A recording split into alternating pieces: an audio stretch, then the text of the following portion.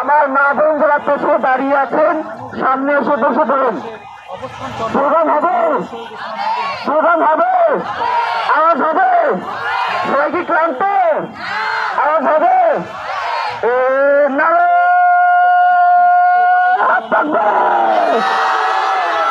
নারায়ে তাকবীর, নারায়ে তাকবীর, ইনকিলাব ইনকিলাব, ইনকিলাব ইনকিলাব, বাংলাদেশ বাংলাদেশ,